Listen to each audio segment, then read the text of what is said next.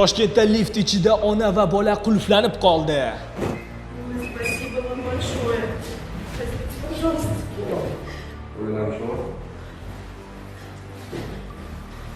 Ой. Спасибо. Ma'lum bo'lishicha, holat 9-aprel kuni Mirzo Ulug'bek tumani Avayxon mahallasida joylashgan ko'p qavatli binoning aynan ushbu liftida yuz bergan. Ushbu ko'p qavatli binoda yashovchi fuqarolar lift tez buzilishidan shikoyat qilishyapti. Shu lift har doim buziladi. O'zi ikkinchisi ham ishlash kerak edi, lekin u har doim buzilganda buni уже to'xtatishdi, tuzatishdi. Keyin har doim shuni tuzatgandan keyin buni ishlatmay qo'ydik va faqat shu ishlatilyapti hozir. Katta narsalar tashisa ham, kimdir ko'chib kelsa ham, shu lift qattiq shu bosimda ishlab, shu har doim buzilib qolyapti.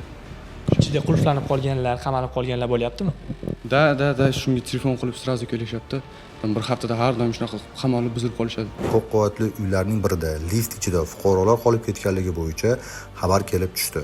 Bu xabarga asosan Mirzo Ulug'bek tumani favqulodda vaziyatlar bo'limi qutqaruvchilari yetib borgan va maxsus asbob anjomlar yordamida lift ochib berilib, ichidagi ona va bola sog'-salomat qutqarib olingan. Mirzo Ulug'bek tuman hokimligining mas'ullari ayni paytda liftlarda ta'mirlash ishlari boshlab yuborilganini ma'lum qilishdi.